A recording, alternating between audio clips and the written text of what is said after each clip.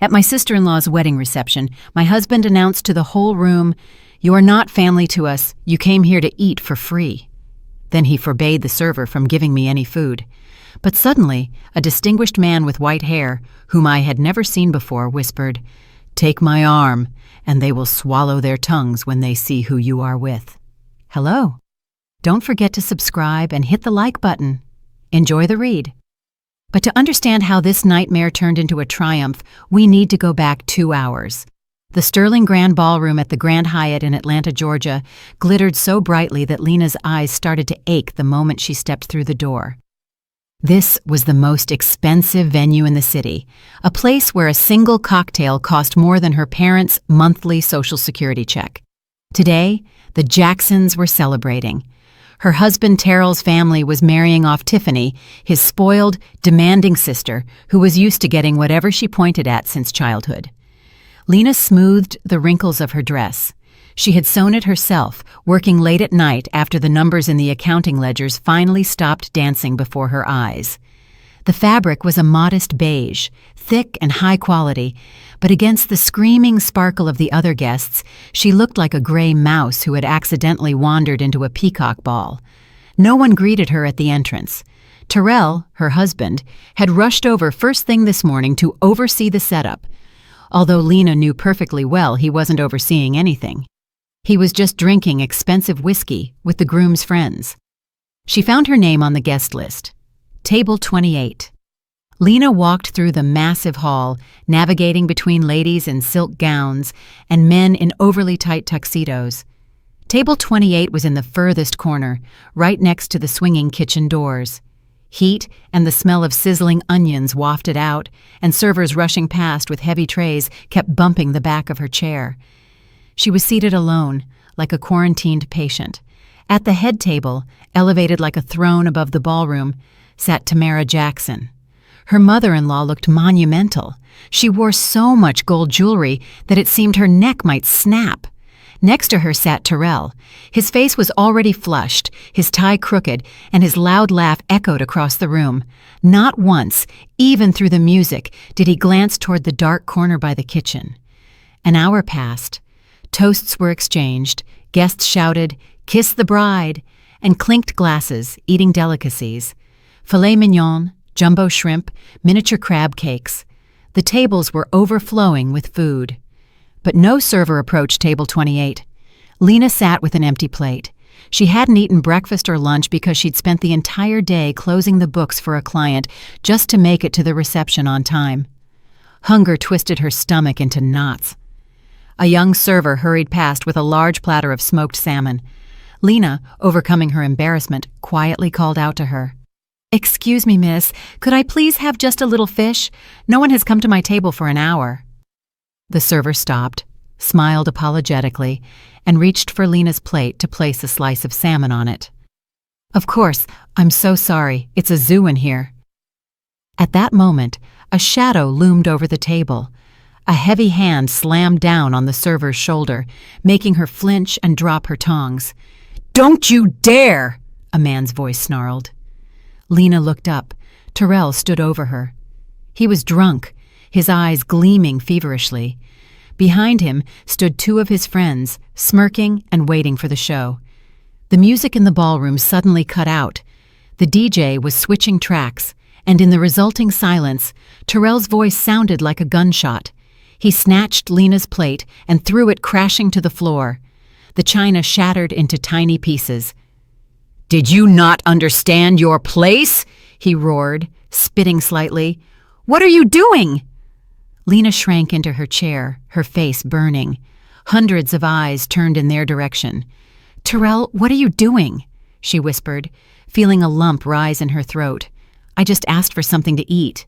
"To eat?" Terrell shrieked, playing to the crowd. He spread his arms, addressing the hall. "Look at her. She came here just to gorge herself." Tamara Jackson, at the main table, stopped chewing and watched the scene with a smug grin. The bride, Tiffany, covered her mouth with her hand and snickered. Terrell leaned down close to his wife's face. He reeked of expensive liquor and someone else's feminine perfume. "You are not family, Lena. Get that straight once and for all. You are a nobody. You came here to freeload off my mother's money." He straightened up and barked at the trembling server. "I forbid you to serve her any food. Let her sit there and watch decent people eat, or let her get out." A dead silence fell over the room. Someone coughed nervously. Others looked away, but no one intervened. Terrell's friends guffawed, as if he had just cracked a hilarious joke. Lena felt something snap inside her. The thin thread of patience that had held this 10-year marriage together finally broke. But she couldn't move. Her feet were glued to the floor. The humiliation was so thick, she felt like she was drowning in it. Terrell, pleased with the effect he had created, turned to walk back to his throne. And then the air in the room shifted. From somewhere in the shadows, as if he had materialized from the darkness itself, a man stepped forward. He was tall and broad-shouldered, with completely white hair neatly combed back. He wore a perfectly tailored black suit that probably cost more than the entire reception. None of the guests knew him. No one saw him enter. He moved not like a guest, but like a predator, surveying his territory. He walked through the crowd of gawkers, and people instinctively parted for him, sensing the wave of icy authority emanating from him. The man approached table 28. He didn't look at Terrell. He only looked at Lena. There was no pity in his eyes, only cold, calculated understanding. He held out his hand to her. The gesture was commanding and demanding. Lena, not understanding why, raised her tear-filled eyes to him. The stranger leaned in close to her ear. His voice was quiet and level, but in the silence of the hall, every word rang out clearly, like a hammer blow. "Take my arm, and they will swallow their tongues when they see who you are with." Lena hesitated for only a fraction of a second. She saw the distorted rage on Terrell's face, saw the mask of horror frozen on her mother-in-law's face, and she reached out her trembling hand to the stranger. Her fingers touched the sleeve of his jacket. The fabric was expensive and cool. As soon as she rested her hand on him, he gently but insistently pulled her up. Lena stood. The stranger straightened to his full height and swept the room with a heavy gaze. Terrell's friends, who had been laughing a minute ago, now backed away. "Let's go," the man said simply. He didn't lead her toward the exit, as she had expected. He turned her around and walked with a confident stride right through the center of the ballroom, past frozen servers, past whispering guests, straight to the stage where the microphone stood. Terrell tried to rush them. "Hey, who are you? Where are you taking her?" But the man didn't even turn his head. He simply snapped his fingers, and two huge security guards emerged from the shadows, blocking Terrell's path. Terrell stumbled, nearly falling. Lena walked, her heart pounding somewhere in her throat. The click of her heels and the heavy steps of her companion were the only sounds in the enormous hall. They ascended the small stage. The musical band backed away in fear. The silver-haired man approached the microphone stand. He did not release Lena's arm, holding it firmly, as if demonstrating their alliance to everyone present. He adjusted the microphone and began to speak. His voice, amplified by the equipment, filled every corner of the ballroom, reaching everyone's core. "Good evening, ladies and gentlemen," he said calmly, without a trace of a smile. "My name is Victor Sterling." A whisper rippled through the hall. Some of the older generation gasped. Tamara Jackson turned so pale she looked like a ghost. She dropped her fork, and it clattered against her plate. "I own this ballroom," Victor continued, looking directly into the eyes of Terrell's mother, "and I am forced to interrupt this celebration." He paused, allowing the tension to peak. "This wedding is canceled right now." Someone shrieked in the hall. The bride jumped up from her seat. "What? You can't do that! We paid!" Victor shifted his gaze to Tiffany, and she went silent. "No, honey, you didn't pay." His voice became hard as steel. "The checks your mother, Tamara Jackson, wrote bounced an hour ago. Insufficient funds. There's nothing in the accounts."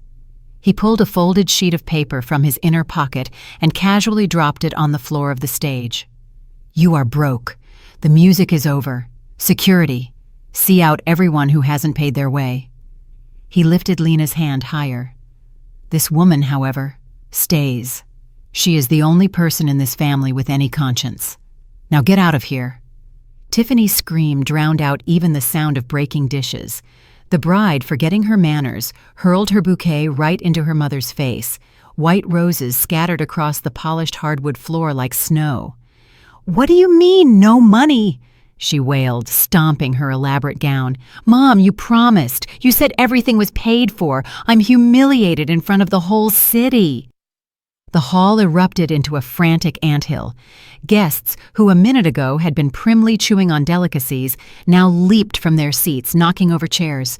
Some tried to sneak toward the exit, grabbing a bottle of expensive wine from the table, but the doors were already blocked by the managers. In the distance, sirens howled. The police were arriving quickly. The Sterling Grand did not tolerate debtors. Victor tightened his grip on Lena's elbow and pulled her away from the stage, not into the hall, but through a side service exit. They walked down a narrow corridor, smelling of bleach and boiled vegetables, past frightened cooks. The noise of the scandal remained behind the thick walls, but the trembling in Lena's hands would not stop. They exited into the back lot, the staff parking area. The air here was damp and heavy, smelling of impending rain and exhaust fumes. Victor's black SUV was parked right by the steps. The engine was already running. "Stop!" A hoarse, breaking cry made Lena flinch. Terrell stumbled out of the same doors, swaying. He looked pitiful. His jacket was unbuttoned, his shirt was pulled out of his pants, and his face was red and distorted by fury and alcohol. He saw Lena and lunged at her like a bull in a bull ring. "Where do you think you're going?" he yelled, trying to grab her arm. "This is your fault. You brought us bad luck. The minute you opened your mouth, everything went to hell. You cursed my family." Lena recoiled, hitting her back against the cold metal of the car. In her husband's eyes, she saw not just anger, but real madness. He reared back, intending to hit her directly in the face, to vent all the shame of the evening. But Terrell's hand never reached its target.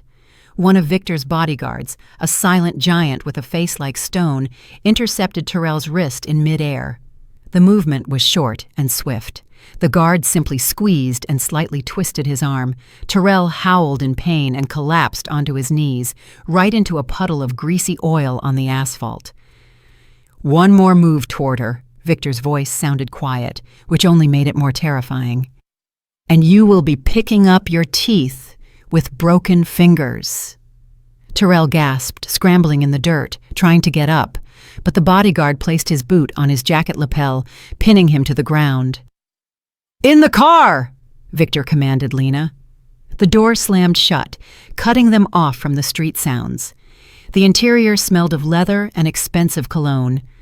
The car pulled away smoothly, leaving behind a wailing Terrell in the puddle, the flashing lights of police cars at the front entrance, and a ruined wedding. They drove in silence for about 10 minutes. Lena stared out the window at the flashing lights of downtown Atlanta. The city was living its own life, indifferent to the fact that her world had just crashed down. She felt empty. 10 years of marriage, 10 years of humiliation, sacrificing her needs, trying to please them. All of it had burst today like an abscess. The car slowed to a stop at an unassuming 24-hour coffee shop on the edge of the city center. There was no pretense here, just quiet jazz and the aroma of ground coffee. Victor chose the furthest table, hidden from view by a decorative screen. The waiter brought a pot of green tea. Victor poured her a cup himself. His movements were precise and confident, without unnecessary fuss. "Drink," he said. "You need to calm down." Lena held the hot mug with both hands, trying to warm up, even though the room was already warm. Her teeth were still chattering. "Why did you do this?" she finally asked, without looking up. "Why did you take me away? Now they will destroy me. You don't know Tamara Jackson. She won't forgive this." Victor smirked. It wasn't a kind smile, but the predatory grin of a shark that had smelled blood. Tamara Jackson is currently busy explaining to the Atlanta Police Department why she ordered a banquet for $300,000 when she had zilch in her bank accounts. She has bigger worries than you. He took a thin file from his leather brief and placed it on the table. "You still think they're wealthy, Lena? That the mansion with the columns, those cars, that business, that it's all real? Of course, Lena whispered. They have a freight and logistics company, trucks, warehouses. Terrell always said the business was booming. They just had temporary setbacks and needed to reinvest. That's why I gave them my salary to help. Victor laughed. The sound was dry and short. Reinvest. A beautiful word. In reality, they've been bankrupt for 5 years. They live on credit. They take out new loans to cover the interest on the old ones. Tamara pawned all her jewelry last year. Tiffany's wedding was their last bet. They hoped to find a rich son-in-law who would cover their holes. It didn't work out. Lena listened, unable to comprehend. How is that possible? Terrell bought designer suits. My mother-in-law changed fur coats every season. But the business, she started. The business is a loss, Victor cut in. I know this because I've been tracking them for 30 years. They stole my share of an inheritance, but they weren't smart enough to multiply it. But I didn't bring you here to discuss their stupidity. I brought you here to open your eyes to your role in this circus. He pushed the folder toward her. Open it. Lena's trembling fingers pulled back the cover. On top was a document with an official seal. The letters swam before her eyes. 3 years ago, Victor's voice became smooth. Terrell brought you some papers. He said it was a formality, something about life insurance or a pension savings account. He rushed you, said the courier was waiting. Do you remember?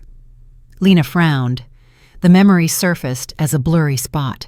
Yes, there was an evening like that. Terrell was unusually affectionate, brought me tea, and made jokes. He handed me a stack of papers with check marks. Sign here. I was so exhausted after the quarterly report that I didn't even read it closely. I trusted my husband. I remember, she said softly. He said it was for a tax deduction. Look at what you signed.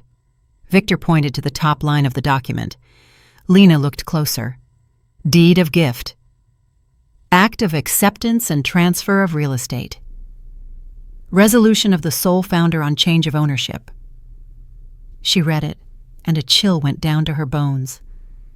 The address of the mansion where they lived. The legal address of Davis Freight and Logistics. The warehouses. The land. In the owner's column, there was only one name, Lena Davis. She looked up at Victor, her eyes full of horror and disbelief. I don't understand. This is a mistake. Why is my name here? Victor leaned forward, his gray eyes bored through her. It's not a mistake. It was their brilliant plan. 3 years ago, creditors started pressing Tamara and Terrell. They were threatened with confiscation of property for debts. To save the assets, they needed to transfer them to someone clean, someone who wouldn't arouse suspicion at the IRS, someone gray, inconspicuous, and compliant. You. He tapped the table with his finger. They transferred everything to you, absolutely everything, to hide it. They planned that you, the foolish and obedient wife, would sit on this property for a couple of years, and then they would divorce you and force you to sign a reverse deed, leaving you with nothing. Lena stared at the documents. The mansion they wanted to kick her out of today, the company whose profits Terrell spent on his parties. By law, all of it belonged to her. They didn't have time to take it back, Lena, Victor whispered. You are not a parasite. You are not a poor relative who came to eat for free. Legally, you are the sole owner of their lives. You own the house where they sleep. You own the company where they are listed as directors. You own the very fork your mother-in-law eats her breakfast with. The silence in the coffee shop became deafening. Lena stared at her signature at the bottom of the page, the very signature she made, hoping to help her husband with taxes. Now, that signature was a verdict, or a weapon. What do I do now? She asked, feeling her fear replaced by something else, something hot and heavy rising in her chest. Victor leaned back in his chair, and for the first time that evening, allowed himself a genuine smile. Now the fun begins. We're going home. To your home. Lena stepped out of Victor's car by the iron gates, clutching the file of documents so tightly her knuckles were white. Victor didn't go with her. He just gave her a farewell nod. His look said, "This is your battle, and the weapon is in your hands." The SUV disappeared around the corner, leaving her alone with the house that she now knew belonged to her, but which had always felt like a stranger's fortress. She walked up to the porch. A light was on in the window. That was odd. Terrell should have been somewhere in the city, nursing his wounds after the humiliation at the ballroom, and her mother-in-law was probably still giving testimony to the police. Lena pulled out her bunch of keys. Her hands were shaking, not from fear, but from a cold, angry adrenaline rush. She inserted the key into the massive oak door's lock. The key went in, but didn't turn. Lena pushed harder. Nothing. The mechanism seemed frozen. She tried again and again. Useless. The cold realization washed over her. Terrell had changed the locks. While she was working, while she was sewing her dress at night, while she was being humiliated at the wedding, he was already preparing to kick her out. He was just waiting for the right moment. He hadn't even planned to let her back in after the reception. Lena stepped back. Before, she would have sat on the steps and cried. Before, she would have called Terrell and begged him to let her in. But now she had the folder in her hands. She pulled out her phone and dialed the number for the 24-hour emergency locksmith service. "I need to get into my home," she said firmly. "I have the property ownership documents right here." The locksmith arrived in 20 minutes. He was a stocky man with a toolbox. He looked suspiciously at Lena in her modest dress, standing in front of such an expensive mansion.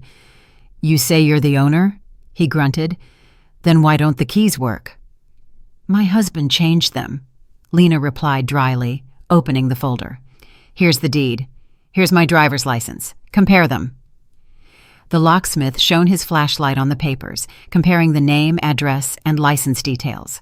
His face went slack. The documents were in perfect order. "No questions, Ms. Davis. We'll open it right up." The whine of a drill tore the silence of the exclusive neighborhood. 5 minutes later, the door gave way. Lena paid the locksmith, stepped over the threshold, and bolted the door behind her. The house was warm, smelling of expensive, heavy, sweet perfume. The scent was familiar, but she couldn't quite recall whose it was. Lena walked quietly through the marble hall. Her heels made a hollow sound on the floor. She ascended the stairs to the second floor, heading to the master bedroom to pack her things. Her plan was simple. Grab her clothes and documents and check into a hotel. She didn't want to spend another minute within these walls. The door to the master suite was slightly ajar. Lena pushed it open and froze. A woman was sitting on their wide marriage bed, atop the silk comforter. She was wearing Lena's soft terry cloth bathrobe, the one Lena had bought for herself with a bonus 6 months ago. The woman was lazily flipping through a magazine, dangling her foot. It was Marina, Tiffany's best friend, the maid of honor at the very wedding they had all fled. Marina raised her head. There was no fear or embarrassment on her face. Instead, her lips stretched into a lazy, triumphant smile. "Well, look who decided to show up," she drawled, tossing the magazine aside. "I thought Terrell already warned you there's nothing for you here. How did you get in? Break the door down? That's a felony, sweetie." Lena stared at her, unable to utter a word. Marina, in her robe, in her bedroom. The puzzle snapped together instantly. All those evenings Terrell was late from meetings. All those weekends he went to visit his mother. Marina slowly rose from the bed. She demonstratively adjusted the robe's tie over her stomach and picked up a small plastic object from the nightstand, a pregnancy test. "See this?" She waved the test in front of Lena's face. 2 lines. "Terrell is thrilled. We've been together for 2 years, in case you, the blind hen, didn't notice. We were just waiting for the lawyers to prepare the papers for the asset reversal. Terrell said you would sign everything in a few days, and we could finally kick you out officially." "But since you're already here," Marina scoffed, "grab your rags and get lost. This house is mine now, and Terrell has a real family now, not this circus with an accountant." A wave rose inside Lena, but it wasn't hysteria. It was icy fury. Every word Marina spoke, every movement she made, killed the beaten-down woman Lena had been that morning. "Your house?" Lena repeated softly. "Mine," Marina nodded smugly. "And my babies. And you? You are nobody. The maid they forgot to fire." Lena didn't scream.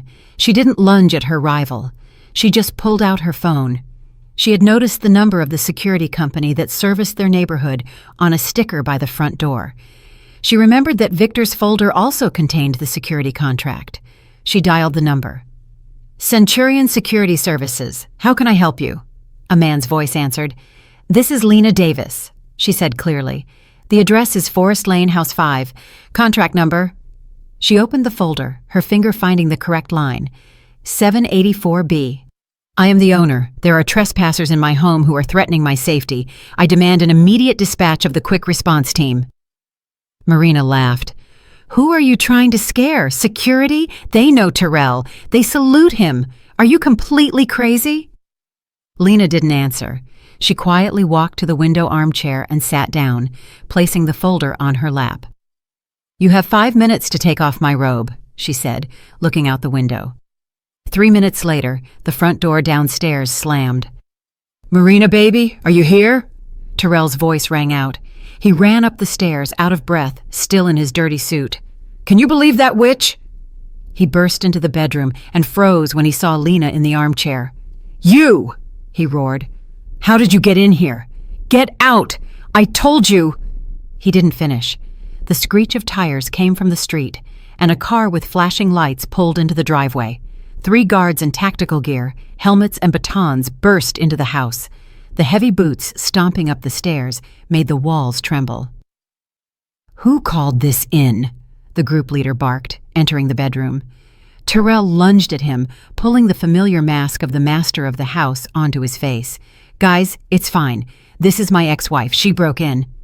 We're about to kick her out." "Last name," the guard cut him off, not looking at Terrell, but checking his tablet. "Davis Terrell. I'm the owner."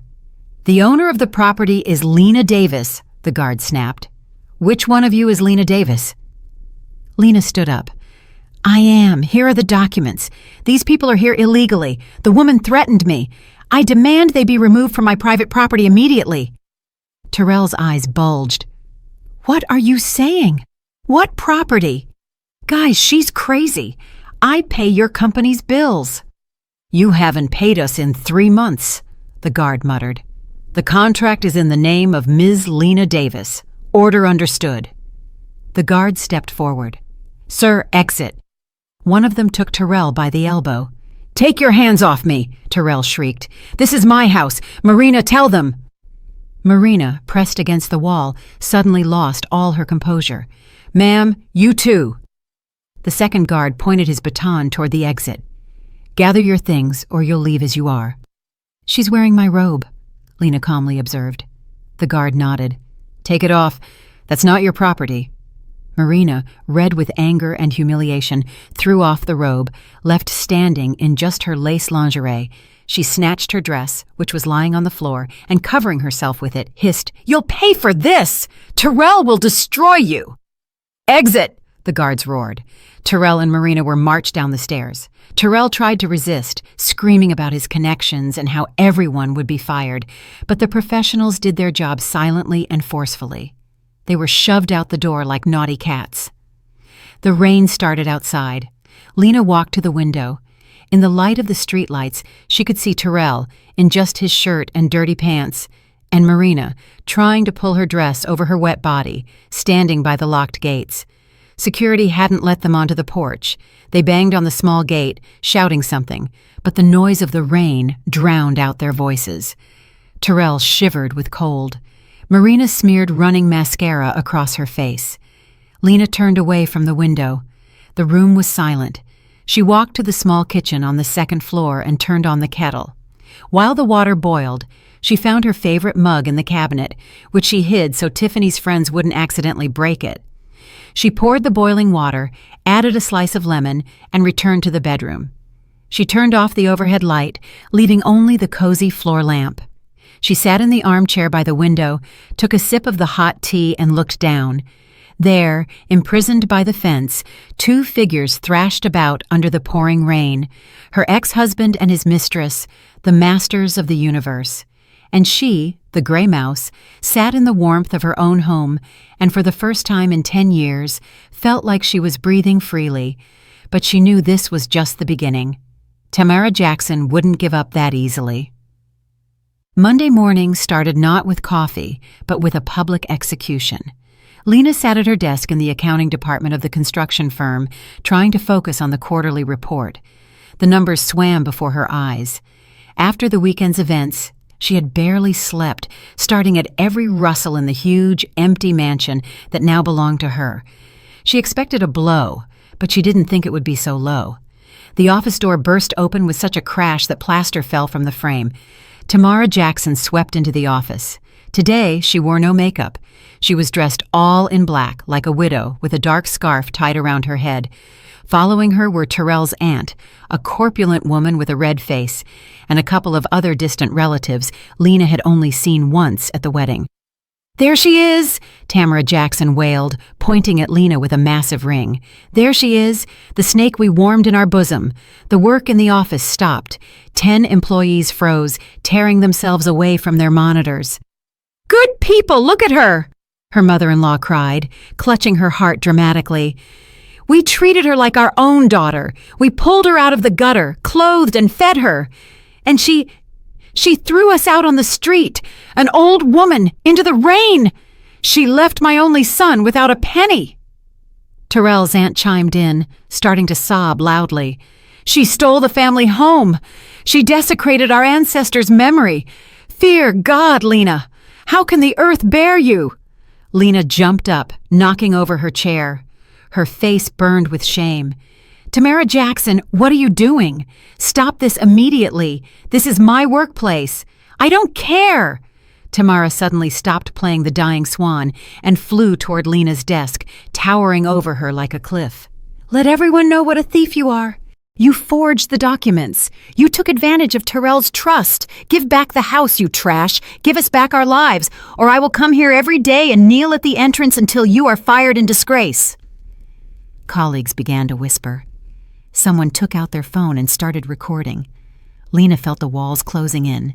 She felt like that little girl again, being scolded for a bad grade. Only now, the whole world was watching. The director's office door opened. Arkady Petrovich, her boss, a man who always valued silence and order above all else, stood in the doorway. He scowled at the spectacle.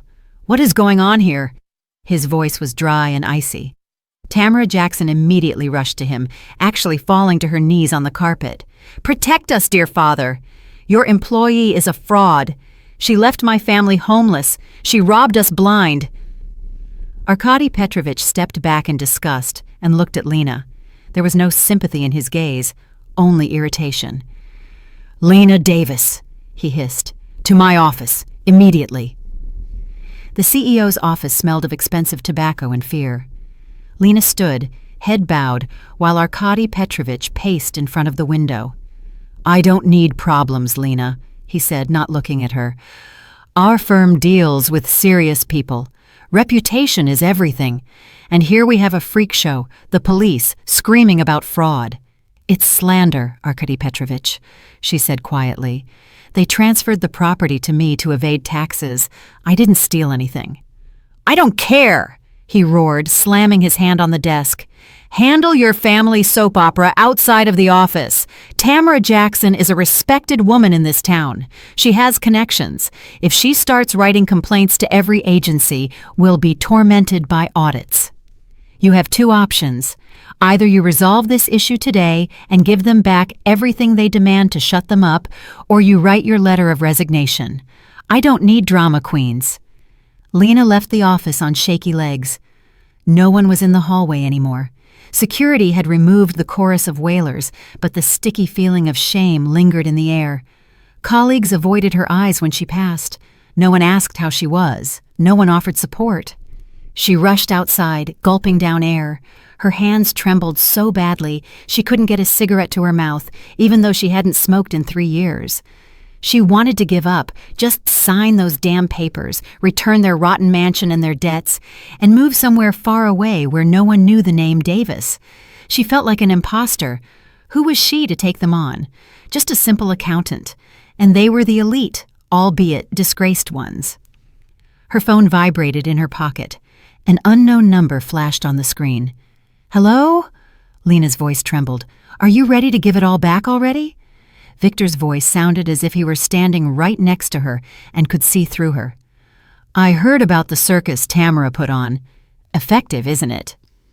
Lena leaned her back against the brick wall of the building, sliding down. "I can't do this, Victor. I'm going to be fired. They hate me. They're pressuring me from all sides. Maybe I should just give up on the whole thing. I'm not a fighter. I love numbers, not war." "Exactly," Victor cut in sharply. "You love numbers. Leave the emotions for the telenovelas. Tamara is playing the pity card because she has no other leverage. She's scared of you, Lena." "Scared?" Lena laughed nervously.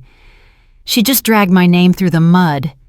She's scared because you're the owner now, and you still haven't done what every new business owner should do. You haven't conducted an audit." Lena froze. "What are you talking about?" "You have access to the Davis Freight and Logistics bank accounts. You are the CEO and the sole founder. Log into the system right now. Tamara doesn't just want the company back right now. There are transactions there she desperately wants to hide. What should I look for?" "Look for large transfers over the last year. The payment descriptions will be vague. Consulting services, charity, something like that. Look for the date, August 18th of last year." Lena hung up. August 18th. The date spun in her head as she ran back to the office, ignoring the sideways glances. She sat down at her computer and plugged in the flash drive with the electronic signature she had found in the safe at home. Her fingers flew over the keyboard. Log in to the client bank system. Username, password, access granted. She pulled up the statement for the last year, scrolling to August. Driver salaries, fuel payments, leases, stop. August 18th, a withdrawal of $300,000. Recipient, S.A. Woronov, attorney at law. Payment description, legal transaction support, followed by another payment 2 days later. A withdrawal of $200,000. Recipient, New Life Private Surgical Clinic. Description, employee health insurance payment. Lena frowned. Davis Freight and Logistics had never offered health insurance. She started checking the recipient, S.A. Woronov. A database search returned. Sergei Woronov, lawyer, specialization, criminal cases, traffic accidents with serious injuries. A chill ran down her spine. August 18th. Lena remembered that day. Tiffany had come home late without her car. She said she'd taken her red convertible to the shop because the transmission was acting up. She was pale, her hands shaking. She drank half a bottle of brandy and locked herself in her room. And the next day, Tamara Jackson suddenly sold their lake house. Lena opened the folder with the incoming documents for that period. Scans were stored in the system. She found the certificate of services rendered from the clinic.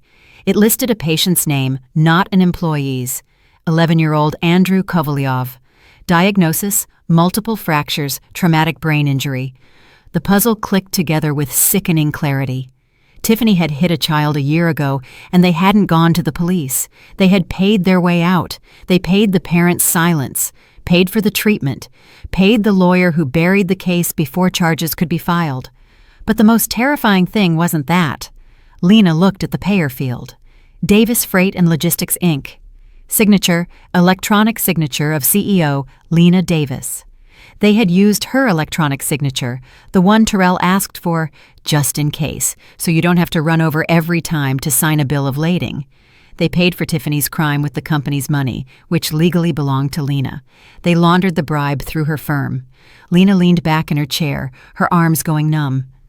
If this came to light, Tiffany might go to jail for the hit and run, but the owner and director would be held responsible for the financial schemes, the bribery, and using company accounts to conceal a crime.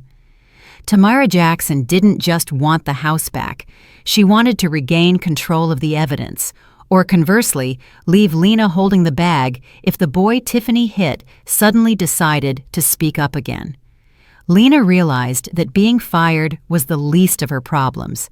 She was facing jail time, a real sentence for someone else's sins, and the only way for me not to go to jail is to turn them all in.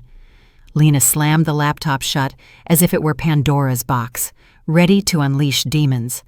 The screen went dark, but the numbers, that cursed 300,000 and the name of the crippled boy, continued to burn in her mind.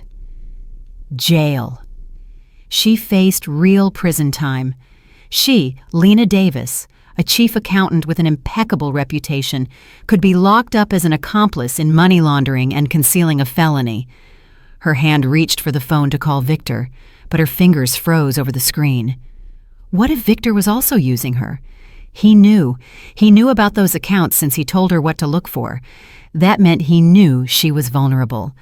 In this game, she was a pawn who could be traded at any moment. Both Tamara Jackson and this benevolent uncle. The phone in her hand came to life on its own. Terrell flashed on the screen. Lena wanted to hang up, wanted to block the number, but the fear of a jail cell was stronger than her pride. She needed to know what they were planning. She needed to find a way out. "Yes," she answered dryly, trying to keep her voice from shaking. "Lena." Her husband's voice was unrecognizable, quiet, cracked, stripped of the arrogance with which he had screamed at her yesterday in the rain. "Lena, please don't hang up. We need to talk. Not as enemies, but as people who spent 10 years together." "We have nothing to talk about, Terrell. I saw the documents. I saw the transfers." "I know," he said quickly. "I know everything. Mom, she's gone crazy. Lena, I'm scared. I don't want to go to jail, and I don't want you to end up there either. Let's meet on neutral ground, the park by the Riverwalk. Just you and me, please, for the sake of what we had." Lena hesitated for a second. An hour later, she arrived at the park early. She chose a bench in an open area where mothers with strollers and retirees were walking. The sun shone brightly, and it seemed insane that dirty deals and injured children existed in such a peaceful world. Terrell arrived exactly on time. When Lena saw him, her heart betrayed her and constricted. He looked terrible, always impeccably dressed, cleanly shaved. Now, he looked like a beaten dog. His shirt was wrinkled. He had 3 days of stubble on his cheeks. Deep shadows lay beneath his eyes. He had lost weight even in these couple of days. He didn't sit next to her. He stood opposite, shifting his weight from foot to foot like a guilty schoolboy. "Thank you for coming," he croaked. "What do you want, Terrell?" Lena asked, crossing her arms over her chest. "The money? The house?" Terrell knelt in front of her, looking up into her eyes. "To hell with the house, Lena. To hell with the money. I lost everything." He winced as if from a toothache. Marina left. As soon as we were thrown out, as soon as she realized I had nothing, she vanished. She didn't want me. She wanted my wallet. You were right. You were right about everything." Lena remained silent, but the icy armor around her heart cracked. It hurt to see him so humiliated. "Forgive me," he whispered, and tears glistened in his eyes. "I'm an idiot. I'm weak. Mom pressured me my whole life, manipulated me like a puppet. She planned everything, transferring the company to you, covering up for Tiffany. I didn't want this, Lena, I swear. I was just afraid to contradict her." He reached out and cautiously touched her knee with his fingertips. "I don't want a war. I don't want lawsuits. I'm tired. Let's just end all of this." "How do you suggest we do that?" Lena asked. "I'm the owner of a company with a felony hanging over it." "We'll sell everything," Terrell whispered eagerly. "I have a buyer for the mansion. I have people ready to take the company for the licenses, even with the debts. We'll sell all of this cursed inheritance, pay off the debts, and whatever is left, we'll split 50-50. He stood up and sat down next to her, but not too close, keeping his distance. "Lena, that's $5, maybe $8 million each. We can both leave. You always wanted to live by the ocean. I remember how we dreamed of buying a little condo in Miami. Let's just take the money and go our separate ways. Or," he stumbled, "or we can try to start over in a different city, without my mother, without all this pretense. Just you and me, like we were in college." Lena looked at the river. She remembered their student years, Terrell was different then, cheerful, caring. He carried her in his arms, gave her daisies because he couldn't afford roses. Could that guy still be alive somewhere inside this broken man? The idea of selling everything and washing her hands of it seemed like a lifeline. Get rid of the cursed mansion, the company with its dirty secrets. Just take the money and disappear. No jail, no war with Tamara Jackson. Silence and peace. "Did you really break up with Marina?" she asked quietly. "I kicked her out," Terrell lied, looking her straight in the eye with the sincerity she had always believed. "Lena, I love you. I messed up, but I love you. Let's sign a settlement tomorrow. I have a notary. He'll prepare everything. We'll sign a power of attorney for the sale of the assets. The money will go straight to your account. You'll be in control of the process." Lena closed her eyes. She wanted so badly to believe him. She wanted this nightmare to end. "Okay," she sighed. "Let's sell everything." Terrell breathed a sigh of relief and pressed his forehead to her shoulder. "Thank you. You're a saint, Lena. You're simply a saint. Tomorrow at noon at the notary Zimmons' office on Peachtree." He left without looking back, walking quickly, as if afraid she would change her mind. Lena remained on the bench, feeling a strange emptiness. Was she betraying Victor? Possibly, but Victor was a stranger. And Terrell? Terrell was her husband, weak and misguided. But he was hers. The evening was spent packing. Lena boxed up her belongings. She decided she wouldn't stay in that house a single day after the sale. She would rent an apartment, take a breath, and then decide what to do next. Maybe she would even give Terrell a second chance. Everyone makes mistakes. She poured herself a glass of wine and stepped onto the bedroom balcony. The night city twinkled with lights. For the first time in days, she felt calm. Her phone beeped, a message in her messenger app from Victor. No text, just a video file. Lena frowned. She didn't want to open it. She wanted to preserve this fragile illusion of peace she had built in the park today, but her finger hit the play icon on its own. The video was shot with a hidden camera.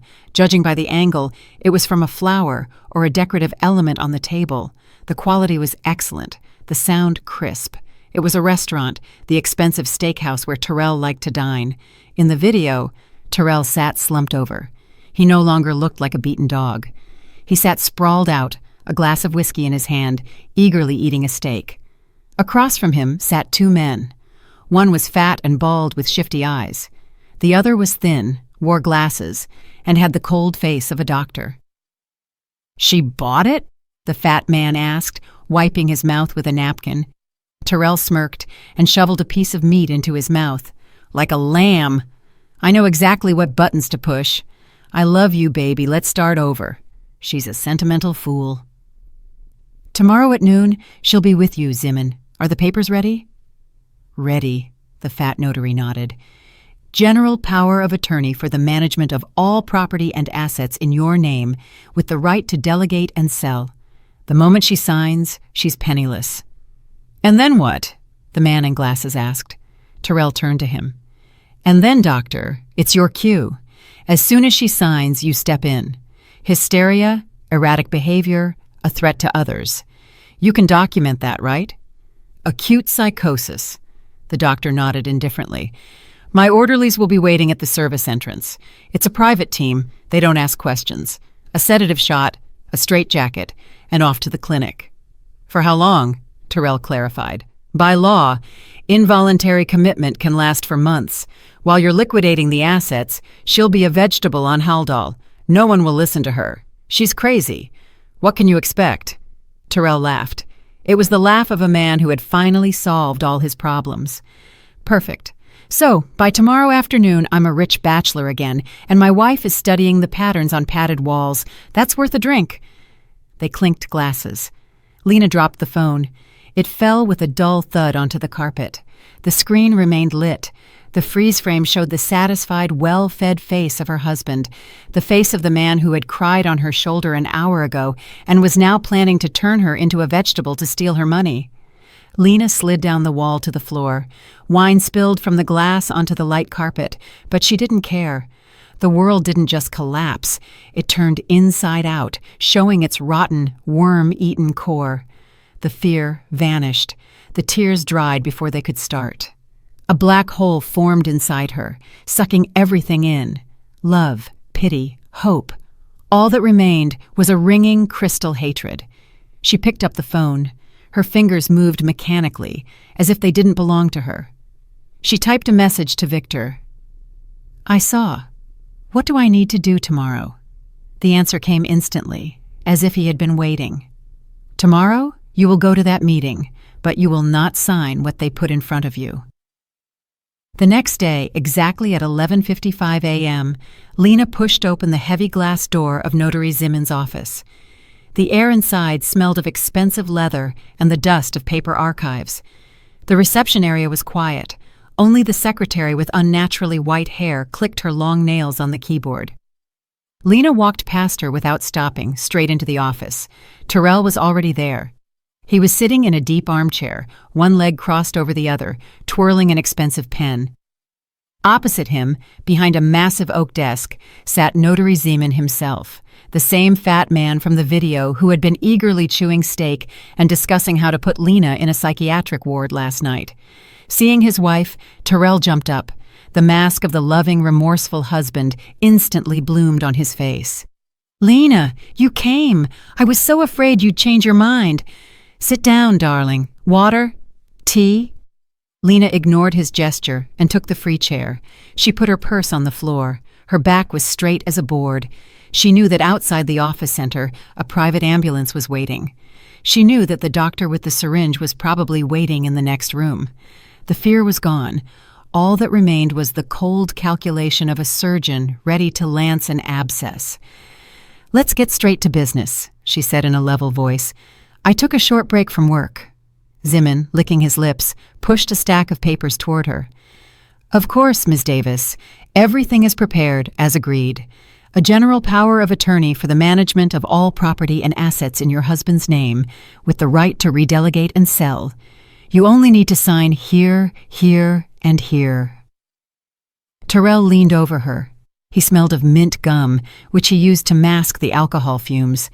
"Sign it, baby, and we'll go home. I'll take care of everything myself. You won't have to worry about a thing." Lena took the pen. Terrell held his breath. Zimin leaned forward, his eyes gleaming. Lena slowly pushed the power of attorney aside. She opened the folder she had brought with her and took out a single sheet. "You're right, Terrell. I will sign everything, but not this." She placed the document in front of him and signed with a flourish at the bottom. Then she looked up at her husband. "Read it." "This is order number 248 for Davis Freight and Logistics, Inc." Terrell blinked, confused. The smile slid off his face. "What order? Lena, what are you talking about? We need to sell the house, not play bureaucracy." "Read it," she said harshly. Terrell snatched the sheet. His eyes scanned the lines.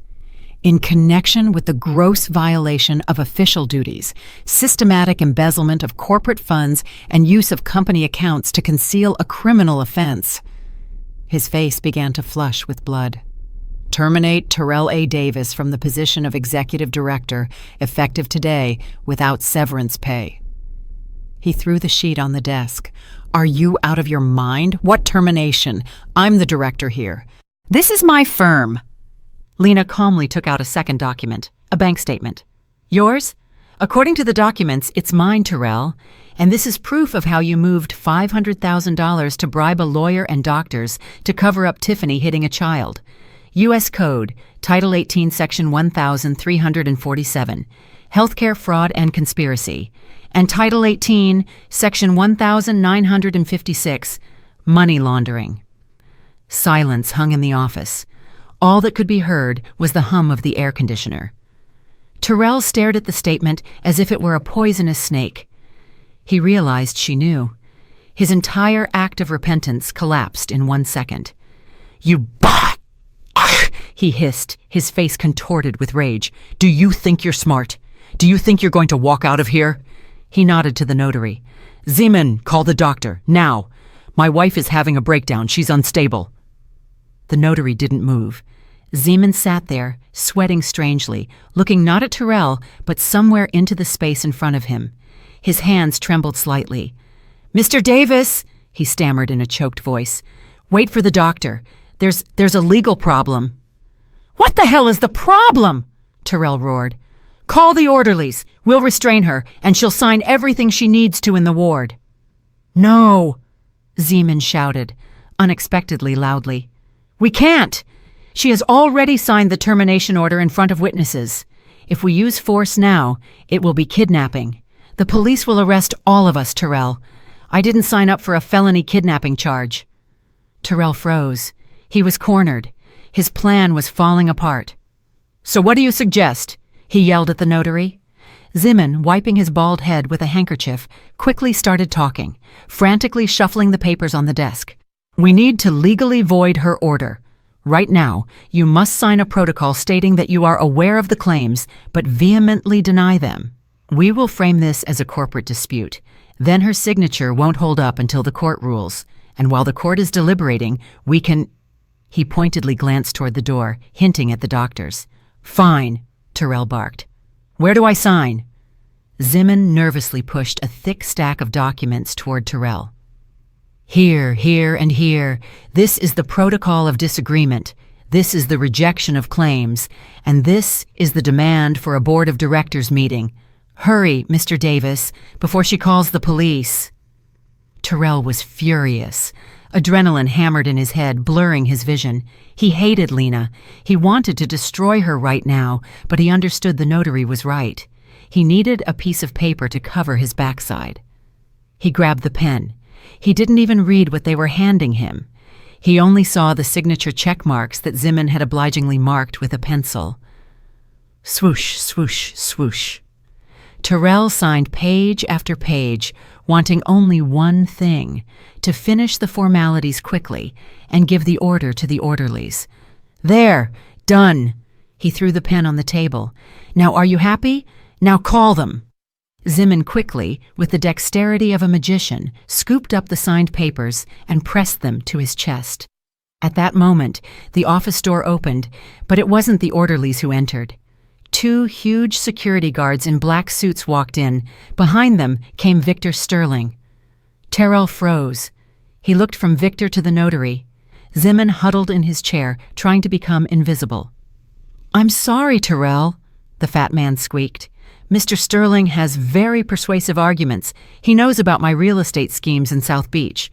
I don't want to go to jail." "What is going on?" Terrell backed up, hitting his back against a bookcase.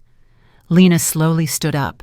She took the top document from the trembling notary's hand, the one Terrell had just signed, and turned it toward her husband. "You were in such a hurry, darling.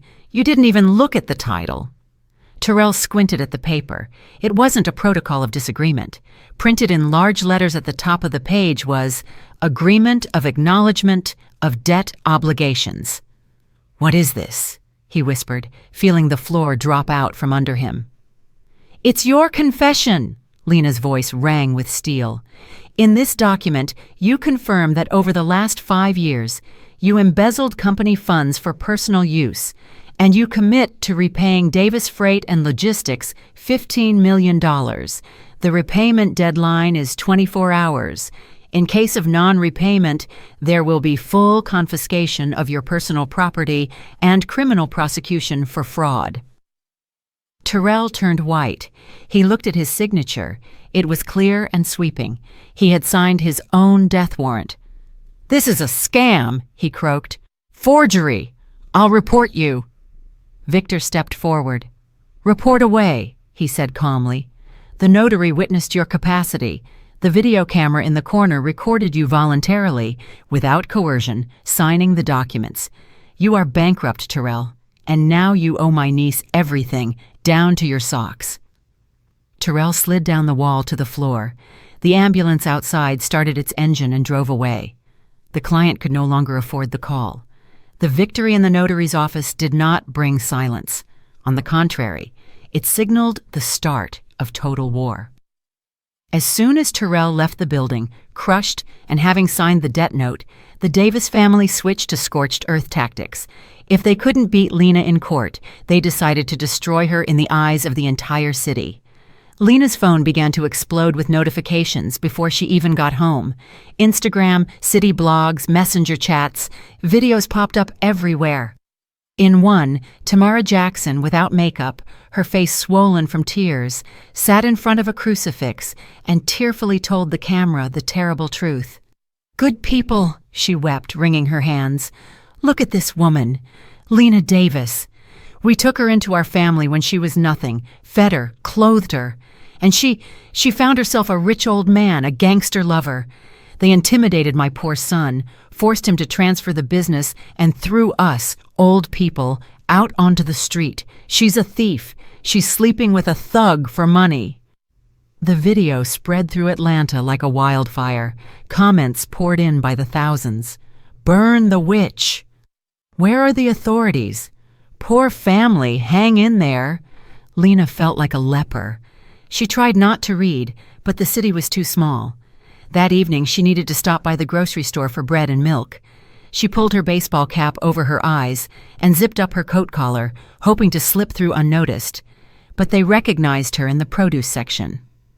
A heavy-set woman in line, seeing Lena, suddenly gasped loudly. "Look, that's the one who threw her mother-in-law out on the street." The line froze. Dozens of eyes fixed on Lena with hatred. "Aren't you ashamed?" a little old lady with a shopping cart hissed. "Don't you have a mother?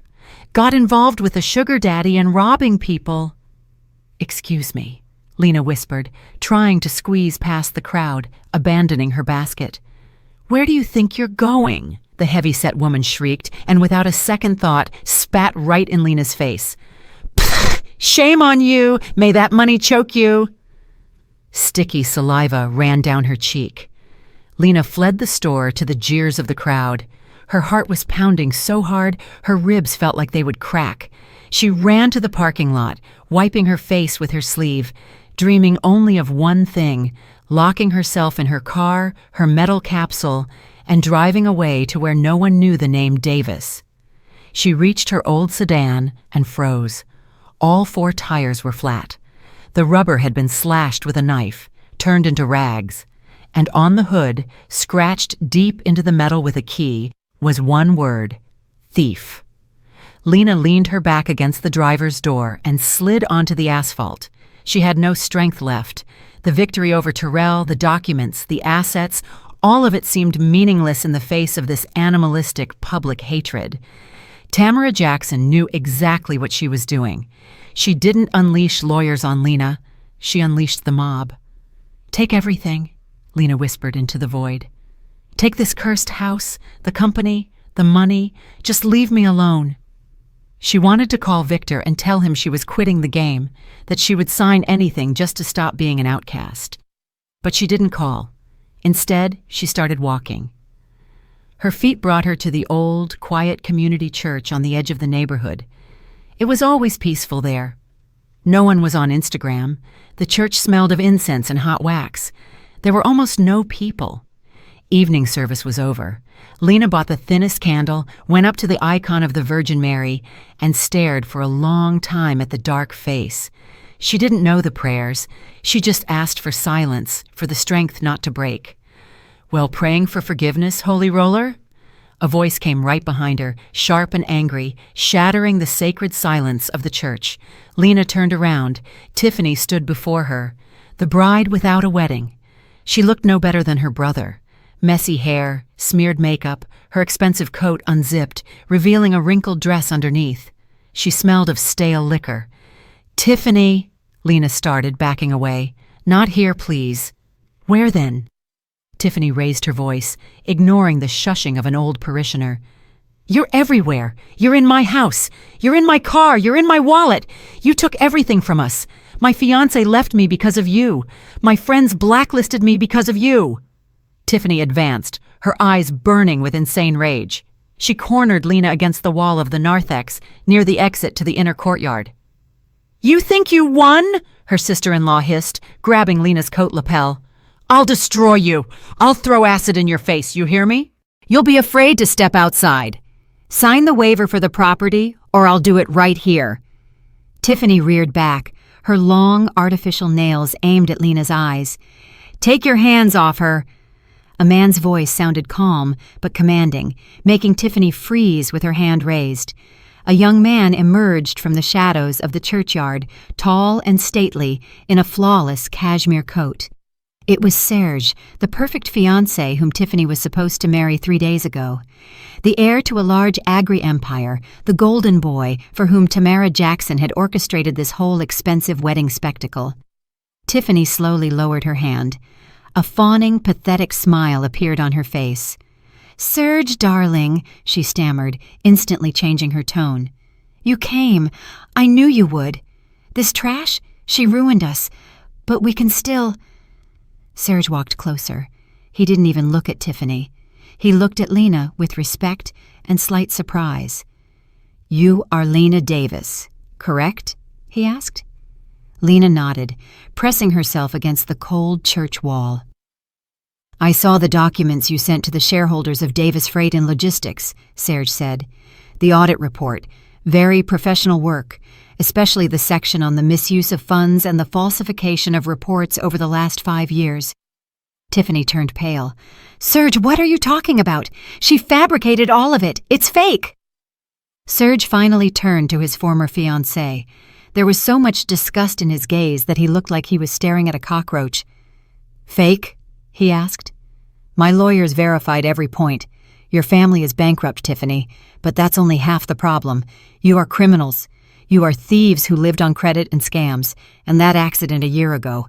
I asked you then why your car had a dent. You said a pillar. It turned out to be a child." I can explain everything." Tiffany tried to grab his hand, but he recoiled as if she had the plague. "Don't touch me," he said in an icy tone. "I came here because I saw your geolocation. I wanted to do this in person so there would be no rumors." He took a small velvet box from his pocket, the one he gave her at the engagement. Only now, the box was empty. "Wait, no, you pawned the ring yesterday, didn't you? I was informed." Tiffany whimpered, covering her mouth with her hand. "We are through," Serge announced loudly so that the few passers-by outside the fence could hear. "I will not marry a fraud's daughter. My family will not be related to bankrupts and criminals. You are not my equal, Tiffany. You are just an empty shell in beautiful wrapping." He turned to Lena and nodded briefly. "I apologize that my former fiancé caused you inconvenience. If she approaches you again, call me. My security team will explain the rules of conduct to her faster than the police." Serge turned and walked toward the gates where his tinted car was waiting. Tiffany remained standing in the middle of the churchyard. She opened and closed her mouth like a fish thrown onto the shore. Her perfect match, her ticket to a beautiful life, had just driven away, leaving her in the mess she had created. She slowly slid to her knees right onto the cobblestones and wailed, not from grief, but from impotent fury, realizing that now she had truly lost everything. Lena looked at her and understood. There was no more pity. Only one last step remained. Leaving the wailing Tiffany on the cobblestones, Lena walked out of the church gates. The trembling in her hands was gradually subsiding. It seemed the worst was over. Terrell was crushed by debt. Tiffany was abandoned by her fiancé, and their reputation was destroyed. Lena took a deep breath of the cool evening air, feeling for the first time in a week that she could simply go home and sleep without fear. She headed toward her car with the slashed tires to call a tow truck. But before she could pull out her phone, the silence of the street was shattered by the wail of sirens. A police cruiser sped around the corner, squealing its tires. It cut her off, blocking her path onto the sidewalk. The doors flew open, and 2 officers jumped out. "Ms. Lena Davis," one of them barked, giving her no time to react. "Yes, that's me." Lena instinctively stepped back. "What's the matter? I'm the victim. My car was vandalized." "Hands on the hood," the officer yelled roughly, grabbing her elbow. "You are under arrest for suspicion of felony fraud. Section 1590, subsection 4. "What?" Lena jerked, but handcuffs clicked coldly onto her wrists. "What fraud? You've made a mistake. I'm the one being harassed." "We'll sort it out at the precinct. Get in." She was roughly shoved into the back seat of the cruiser. The cabin smelled of gas and old dust. Lena tried to catch the driver's eye, tried to explain something, but they remained silent. Her phone was confiscated immediately. She had no contact with Victor. She was completely alone. 20 minutes later, she was brought to the precinct. It was noisy here. The lights were dimly lit. Drunks and exhausted detectives walked by. Lena wasn't taken to a holding cell. She was led immediately to an office at the end of the hall. A police captain sat behind the desk. He had a fleshy red face and the watery eyes of a man who had long sold his conscience for an envelope of cash. A thick file lay on the desk in front of him. Lena managed to read her last name on the cover. "Have a seat, Miss Davis." The captain nodded toward a chair bolted to the floor. "Well, you ran far enough, didn't you? Thought you were the cleverest one." "I don't know what you're talking about," Lena said firmly, though everything inside her was shrinking into an icy knot. "I demand a lawyer. I have the right to a phone call." The captain smirked and lit a cigarette, blowing a stream of smoke in her face. "A lawyer won't help you. This case is clear, sweetheart.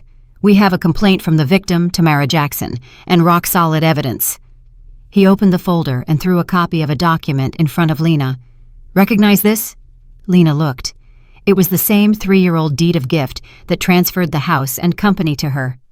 "This is an official document," she said. "It was notarized." "That's where you're wrong." The captain took out a second sheet. "Handwriting analysis. Freshly done today. The expert determined that Terrell Davis's signature on this agreement is forged, and Tamara Jackson's signature on the transfer deed is also forged." Lena froze. "That's nonsense! They brought me these papers themselves. They signed them in front of me." "You forged them, Lena," the captain said smoothly, leaning toward her over the desk. "You, taking advantage of your husband's trust, slipped him fake papers, or signed for him yourself while he was sleeping, and then you bribed the notary to stamp them. Except that notary, they say, died a year ago. Convenient, right? All trails are gone." A pounding started in Lena's head. Tamara Jackson had gone to the bank. She decided to rewrite the past. If they proved the documents were forged, Lena wouldn't just lose everything. She would go to jail for 10 years. "It's a lie," Lena said quietly. "There are records in the registry." "We'll clean the registry. We'll check it," the captain corrected himself with a smirk. "But I have the sworn testimony of your mother-in-law. She claims you threatened her, that you blackmailed the family." The captain stood up and approached her closely. He reeked of cheap tobacco and sweat. "Listen to me carefully, Davis. You're in deep. Tamara Jackson is an influential woman. She has connections with the district attorney. You'll be locked up in the county jail tonight. And in there, the population is diverse. The cell is cold. The cellmates are mean. You're an accountant. You won't survive in there." He placed a blank sheet of paper and a pen in front of her. "But there's an option. A confession. You write that the devil got into you, that you wanted the good life, that you forged your husband's signature out of jealousy. We'll reclassify the charge to a softer one. You'll get probation, you'll return the property to its rightful owners, and you can go live with your mother in the country." Lena stared at the white sheet. It was a trap. If she signed, she admitted guilt. She was finished. In that moment, she wanted to surrender, just to make this sticky fear go away. Tamara had won. She had the money, the police, the power, and Lena only had numbers in her head. Numbers. Lena closed her eyes for a second. She remembered what Victor had taught her. Emotions are for the weak. Facts are a weapon. She raised her head and looked the captain straight in the eye. "Captain, are you aware that giving knowingly false expert testimony is a violation of U.S. Code, Title 18, Section 1505? The captain frowned. "Are you trying to be a smartass?" "I see the expert's last name on your sheet, Gromov, A.V. Lena's voice grew stronger. She spoke as she had spoken at the board meeting when firing her husband. "I know that name. I checked the records when I prepared the annual report. This person was stripped of their license 2 years ago for falsifying evidence in a traffic accident case. His signature has no legal weight. Your expert opinion is just a piece of paper that can be tossed in the trash." The captain's face broke out in red blotches. "How dare you speak to me like that?" "I am speaking to you in the language of the law," Lena articulated.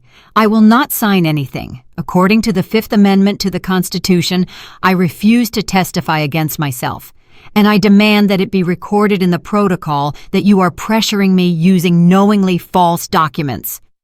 The captain slammed his fist on the table, making the ashtray jump. "You desk jockey, you know the law, huh? I'll throw you in a cell with the hardened criminals right now. They'll explain the Constitution to you quickly. Sign it while I'm being nice." He grabbed her shoulder, squeezing painfully. Lena cried out, but did not avert her gaze. "I will not sign." "You will sign," he roared, raising his hand, "or you'll leave here permanently disabled. Tamara Jackson paid well to make you disappear for a long time." At that moment, the office door flew open with a bang. The impact was so strong that the lock flew out of the frame. Victor Sterling stood in the doorway. He was without a coat, in the same sharp suit. His eyes were terrifying. Behind him in the hallway lay 2 uniformed police officers who had apparently tried to stop him. "Take your hands off her," Victor said. His voice was quiet, almost a whisper, but it made the captain's knees shake, and he released Lena, backing up toward the window. "Who are you?" the captain shrieked, reaching for his holster. "This is a secure facility. I'll shoot." Victor didn't even look at his gun. He stepped aside, letting another person into the office. It was a small, thin, elderly man in thick-lensed glasses. He clutched a worn leather briefcase to his chest. The captain turned pale. He recognized the man. Every veteran officer in this city knew him. "Sergei Ivanovich," the captain whispered, "but Tamara Jackson said you were dead." The old man adjusted his glasses and walked to the desk. "Reports of my death have been greatly exaggerated, Captain. I was retired, at my farm, growing tomatoes, until this respectable gentleman came to me." He nodded toward Victor, "and told me that my honest name was being dragged through the mud." "Who is he?" Lena asked, rubbing her sore shoulder. "He is the notary who handled the transaction 3 years ago," Victor replied, walking over to Lena and standing beside her like a rock. "Tamara was sure he was dead, and the archive was destroyed. She miscalculated." The old man opened his briefcase and took out a laptop. 3 years ago," he began in a creaky voice, "Ms. Tamara Jackson practically burst into my office. She demanded I process a deal retroactively to hide assets from an IRS audit. I refused to break the law, but I agreed to process the deal by the book." "Those are just words," the captain yelled, though sweat was already pouring down his face. "Word against word." "I am old-fashioned, young man," the notary smirked. "I record all transactions on video for backup, specifically for cases like this." He turned the laptop screen toward the captain and pressed the space bar. A poor-quality video appeared on the screen, but the sound was excellent. The notary's office. In the frame, a young, confused Lena sat in a chair, clutching her purse, and Tamara Jackson towered over her. Tamara's voice on the video was loud and commanding. "Sign it, you fool! Hurry up! I need to hide all this on you before the IRS freezes the accounts. You'll just be a placeholder, got it? You'll give it all back in a year." Lena in the video timidly asked, "Terrell, is this legal?" Terrell entered the frame. He waved his hand. "Just sign it. Mom said we have to. We're putting the firm and the house in your name so the marshals don't take them. You're the formal owner. No one will bother you." The notary in the video asked, "Ms. Davis, are you acting voluntarily?" Tamara Jackson answered for her. "She's voluntary. She's voluntary. Just process it." The video ended. A ringing silence hung in the office. "This is not just proof that the signatures are genuine," Victor said calmly. "This is proof of tax evasion, conspiracy to conceal assets, and coercion into a contract.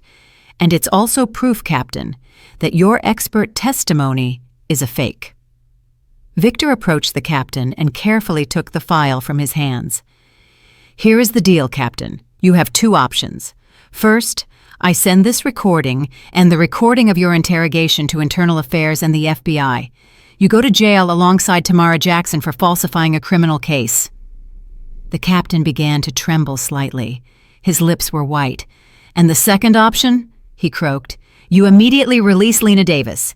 You close the case for lack of evidence of a crime, and you take a countersuit from us against Ms. Tamara Jackson for making a false report and fraud." The captain collapsed into his chair, wiping his face with his sleeve. He knew his hand was beaten. "Unlock her handcuffs," he managed to squeeze out, not looking Victor in the eye. The officer standing by the door unclasped Lena's wrists with trembling hands. The steel fell to the floor. Lena rubbed the red marks on her skin. "Let's go," Victor said, offering her his hand. "We need to get some rest. We have a tough day tomorrow. Tomorrow, we finish this story." They walked out of the stuffy precinct into the night. Lena took a deep breath. She looked at Victor. "You knew he was alive?" she asked about the notary. "I hoped," Victor replied, opening the door of his SUV for her. "But now we don't just have a shield, we have a sword. And tomorrow we deliver the final blow. Tamara wanted war. She'll get a total surrender." The morning of reckoning arrived exactly at 9 o'clock. The sun flooded the upscale Royal Heights neighborhood with bright, merciless light, leaving no shadows for the Davis family's sins to hide in. Not one car, but an entire convoy pulled up to the iron gates of the mansion. Victor's black SUV led the way. Behind it was my new car, gleaming silver, which I had bought just an hour ago. Following them were 2 vans with the logos of the U.S. Marshal Service and a truck for confiscation. The neighbors, accustomed to silence and privacy, had already poured out onto the street. Curious faces peered over the tall fences. Tamara Jackson had always flaunted her status, humiliating everyone around her. So today, the spectators gathered, as if at the Roman Colosseum, awaiting a bloody spectacle. I stepped out of the car. I was wearing a sharp white suit. No gray mouse, no tearful victim. I adjusted my sunglasses and nodded to the chief marshal. "Proceed," Victor said curtly, standing beside me. The marshals cut the lock on the small gate with a bolt cutter. The shower of sparks was a celebratory salute to the end of the Davis Empire. We walked into the yard. The mansion door flew open. Tamara Jackson stormed out onto the porch. She was in a silk robe, her hair a mess, her face gray, without a trace of makeup. "What are you doing?" she shrieked, her voice breaking. "This is private property. I'll call the police. I'll call the district attorney."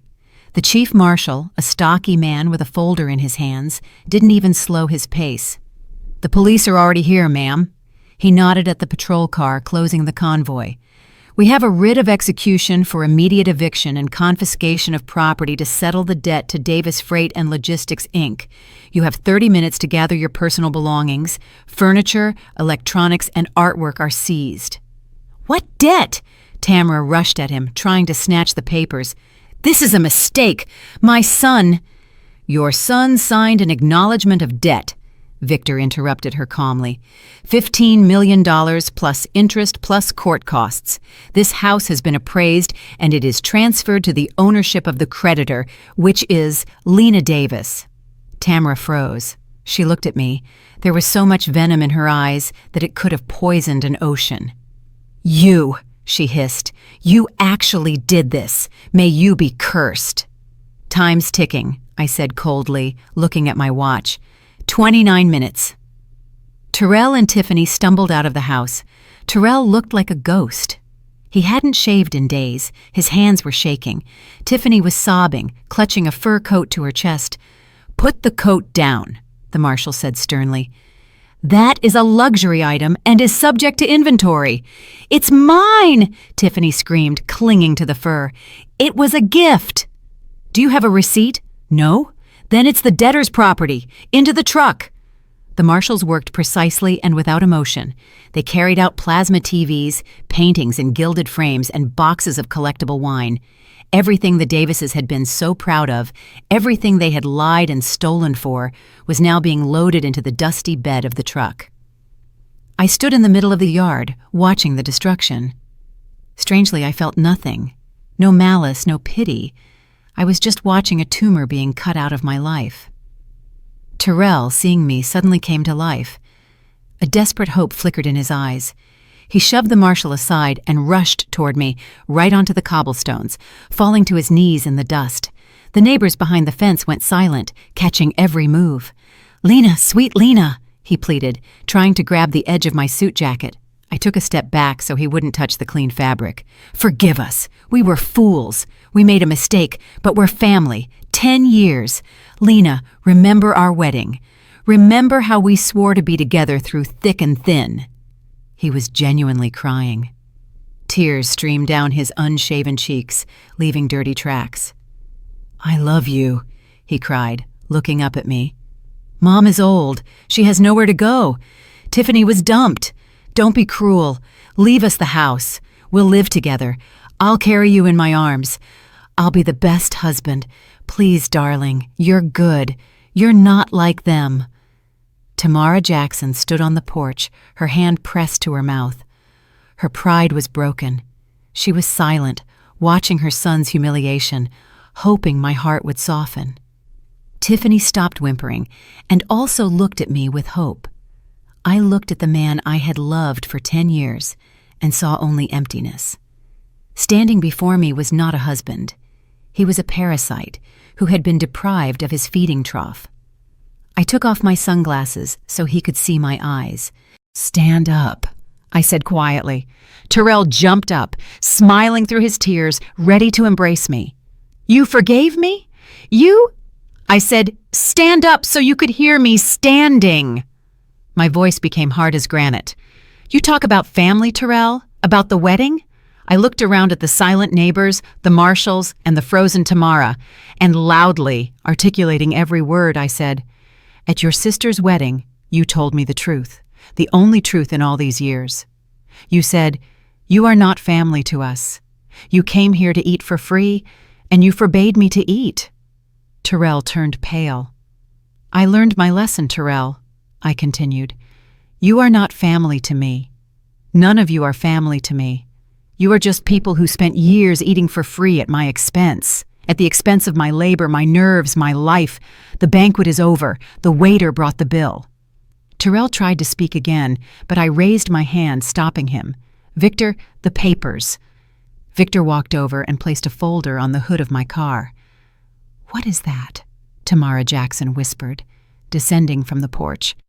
"Are you giving us back the house?" I took out a pen.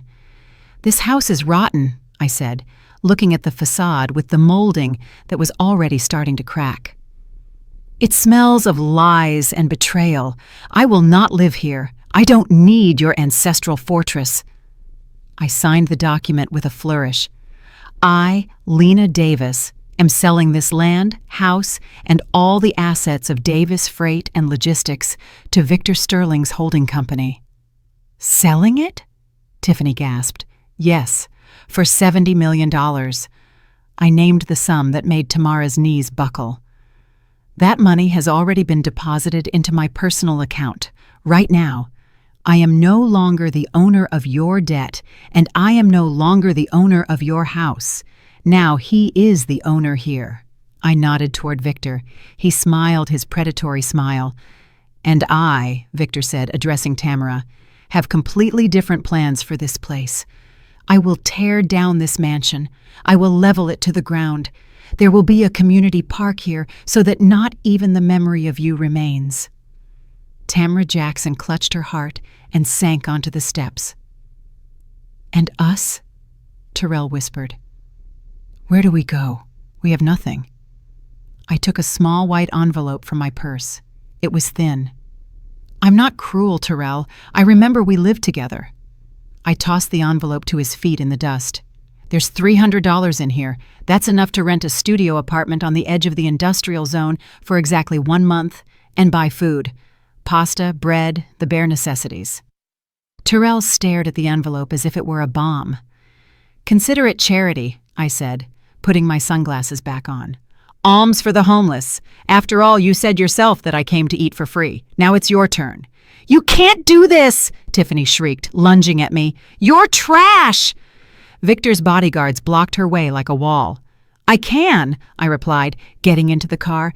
"I don't owe anyone anything. I am free." I started the engine. The motor responded with a soft, powerful roar. Victor got into his SUV. The marshals began sealing the house doors, ushering the Davises out through the gates. I pulled away slowly, driving out of the yard. In the rearview mirror, I saw the final scene of this drama. They stood on the sidewalk, surrounded by plastic bags of belongings, the only things they had left. Tamra Jackson, the great matriarch, sat on the curb, sobbing and smearing her makeup. Terrell picked up the envelope from the ground, and Tiffany immediately lunged at his hand, trying to snatch the cash. They started yelling at each other. Terrell pushed his sister, and the mother screamed at her son, accusing him of weakness. They were tearing each other apart like spiders in a jar. Neighbors filmed it on their phones. Tomorrow, the whole city would be discussing the downfall of the Davis clan. But I didn't care. I pulled onto the highway, stepped on the gas pedal, and felt the car surge forward, carrying me away from the past.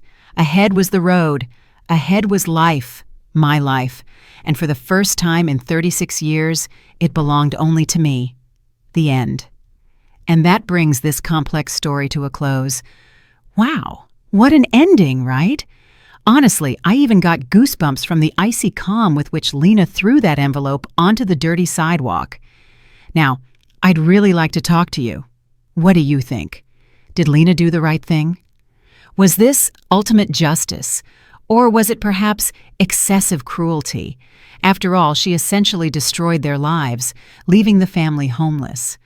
Should one fight fire with fire, or should she have shown mercy when her enemy was already defeated? I look forward to hearing your opinion in the comments. Whose side are you on? Do you support Lena, or do you condemn her final action? And one more important question. Would you like to know what happened next? How did Lena use her wealth? Did she find true happiness?